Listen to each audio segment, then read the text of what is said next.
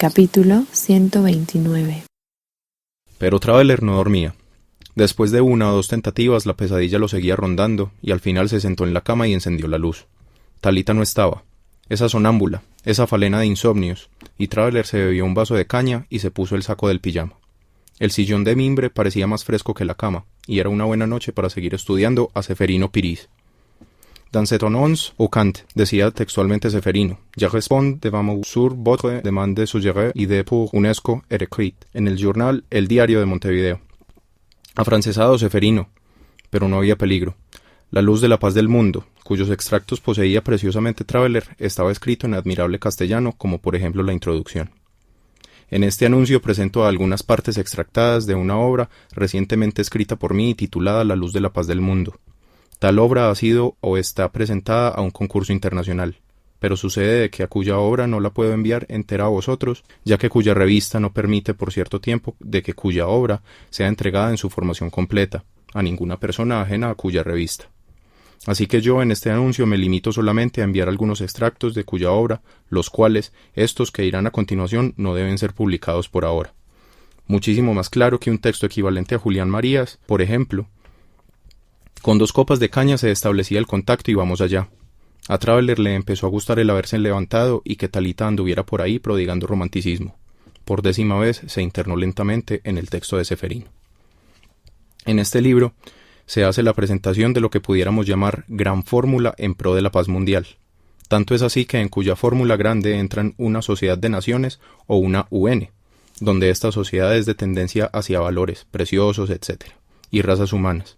Y finalmente, como ejemplo indiscutido en lo internacional, entra un país que es verdadero ejemplar, ya que el cual está compuesto por 45 corporaciones nacionales o ministerios de lo simple y de 4 poderes nacionales. Tal cual, un ministerio de lo simple. A. Ceferino, filósofo natural, herborista de paraísos uruguayos, Nefelibata. Por otra parte, esta fórmula grande, en su medida de ella, no es ajena, respectivamente, al mundo de los videntes, a la naturaleza de los principios niños, de las medidas naturales que en una fórmula que se dé de por sí no admiten ninguna alteración en la cuya fórmula dada de por sí, etc. Como siempre, el sabio parecía añorar la evidencia y la intuición, pero a las primeras de cambio la manía clasificatoria del Homo occidentalis entraba a saco en el ranchito de Ceferino, y entre mate y mate le organizaba la civilización en 3 etapas. Etapa primera de civilización. Se puede concebir a una etapa primera de civilización a contar desde tiempos desconocidos en el pasado hasta el año 1940, etapa que consistía en que todo se inclinaba hacia la guerra mundial de allá por el año 1940. Etapa segunda de civilización. También se puede concebir a una etapa segunda de civilización a contar desde el año 1940 hasta el año 1953, etapa que ha consistido en que todo se ha inclinado hacia la paz mundial o reconstrucción mundial. Reconstrucción mundial, hacer que en el mundo cada cual quede con lo que es suyo, reconstruir eficazmente a todo lo que va deshecho antes, edificios, derechos humanos, equilibrios universales de precios, etcétera, etcétera. Etapa tercera de civilización. También hoy día o actualmente se puede concebir a una etapa tercera de civilización, contando desde el año 1953 hasta el futuro año 2000, etapa que consiste en que todo marche firmemente hacia el arreglo eficaz de las cosas. Evidentemente, para Toynbee, pero la crítica enmudecía ante el planteo antropológico de Ceferino.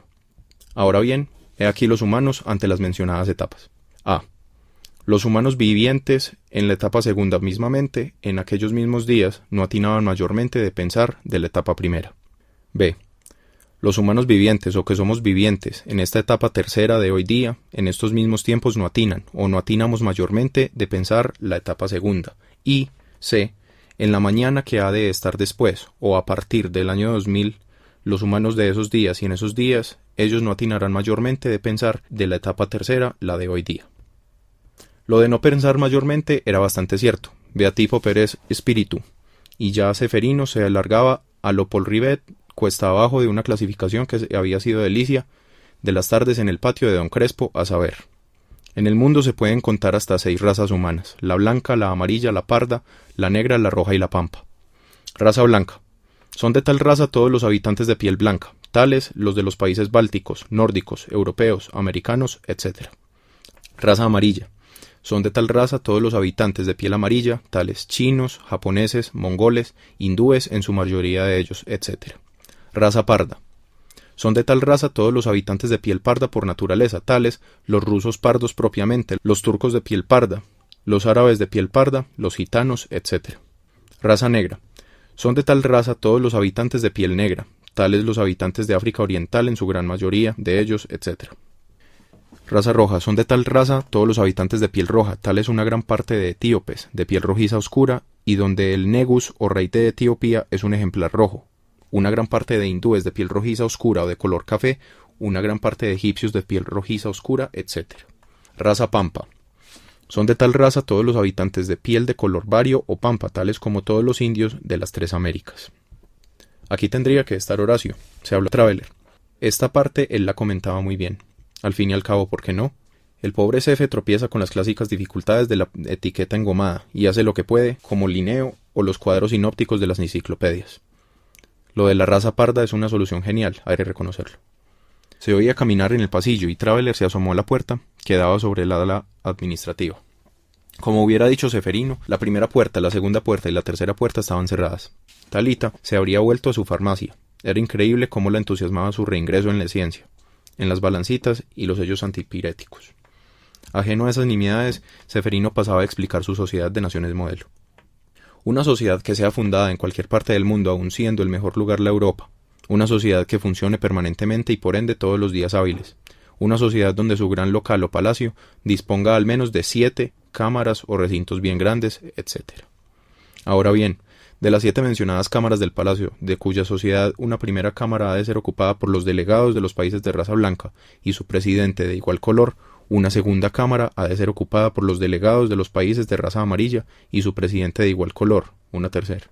Y así todas las razas, o sea que se podía saltar la enumeración, pero no era lo mismo después de 4 copitas de caña, mariposa y no ANCAP. Lástima, porque el homenaje patriótico hubiera valido la pena.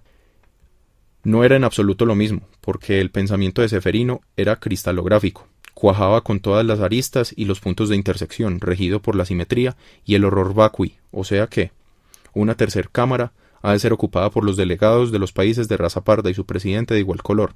Una cuarta cámara ha de ser ocupada por los delegados de los países de raza negra y su presidente de igual color. Una quinta cámara ha de ser ocupada por los delegados de los países de raza roja y su presidente de igual color. Una sexta cámara ha de ser ocupada por los delegados de los países de raza pampa y su presidente de igual color. Y la séptima cámara, ha de ser ocupada por el Estado Mayor de toda cuya sociedad de naciones. A Traveler lo había fascinado siempre ese la, que interrumpía la rigurosa cristalización del sistema, como el misterioso jardín del zafiro, ese misterioso punto de la gema que quizá determinaba la coalescencia del sistema y que en los zafiros irradiaba su transparente cruz celeste como una energía congelada en el corazón de la piedra. ¿Y por qué se llamaba jardín? A menos de imaginar los jardines de pedrerías de las fábulas orientales. Cefe, mucho menos delicuescente, explicaba enseguida la importancia de la cuestión. Más detalles sobre la mencionada séptima cámara, en cuya séptima cámara del Palacio de la Sociedad de las Naciones han de estar el secretario general de toda cuya sociedad y el presidente general, también de toda cuya sociedad, pero tal secretario general al mismo tiempo también ha de ser el secretario directo del mencionado presidente general. Más detalles aún. Bien, en la cámara primera ha de estar su correspondiente presidente, el cual siempre ha de presidir a cuya cámara primera. Si hablamos con respecto a la cámara segunda, idem. Si hablamos con respecto a la cámara tercera, idem. Si hablamos con respecto a la cámara cuarta, idem. Si hablamos con respecto a la cámara quinta, idem. Y si hablamos con respecto a la cámara sexta, idem. A Traveler lo enternecía pensar que ese idem le debía haber costado bastante a Ceferino. Era una condescendencia extraordinaria hacia el lector, pero ya estaba en el fondo del asunto y procedía a enumerar lo que él llamaba primoroso cometido de la Sociedad de Naciones Modelo IE. Primero, ver, por no decir fijar, al o a los valores del dinero en su circulación internacional. Segundo, designar a los jornales de obreros, a los sueldos de empleados, etc. Tercero, designar valores en pro de lo internacional, dar o fijar precio a todo artículo de los vendibles y dar valor o mérito a otras cosas, cuántas armas de guerra ha de tener un país, cuántos niños ha de dar a luz, por convención internacional, una mujer, etc. Cuarto, designar de cuánto deban percibir monetariamente por concepto de jubilación un jubilado, un pensionado, etc. Quinto, de hasta cuántos niños ha de dar a luz toda respectiva mujer en el mundo. Sexto, de las distribuciones equitativas en el terreno internacional, etc. ¿Por qué?, se preguntaba sagazmente Traveler, esa repetición en materia de libertad de vientres y demografía. Bajo 3 se lo entendía como un valor y bajo 5 como cuestión concreta de competencia de la sociedad. Curiosas infracciones a la simetría, al rigor implacable de la enumeración consecutiva y ordenada, que quizá traducían una inquietud, la sospecha de que el orden clásico era como siempre un sacrificio de la verdad a la belleza. Pero Ceferino se reponía de ese romanticismo que le sospechaba a Traveller y procedía a una distribución ejemplar. Distribución de las armas de guerra. Ya es sabido que cada respectivo país del mundo cuenta con sus correspondientes kilómetros cuadrados de territorio. Ahora bien, he aquí un ejemplo. A. El país que en su poner tiene 1000 kilómetros cuadrados ha de tener 1000 cañones. El país que en su poner tiene 5000 kilómetros cuadrados ha de tener 5000 cañones, etc. En esto se ha de comprender un cañón por cada kilómetro cuadrado. B. El país que en un suponer tiene 1000 kilómetros cuadrados ha de tener 2000 fusiles. El país que en un suponer tiene 5000 kilómetros cuadrados ha de tener 10.000 fusiles, etc. En esto se han de comprender 2 fusiles por cada kilómetro cuadrado, etc. Este ejemplo ha de comprender a todos los respectivos países que existen. Francia tiene 2 fusiles por cada kilómetro suyo, España, idem, Bélgica, idem, Rusia, idem, Norteamérica, idem, Uruguay, idem, China, idem, etc. Y también ha de comprender a todas las clases de armas de guerra que existen. A. Tanques. B. Ametralladoras. C. Bombas terroríficas, fusiles, etc. Finalizamos el capítulo número 129. Cortázar, en su Rayuela, nos invita a seguir de brincos al capítulo número 139.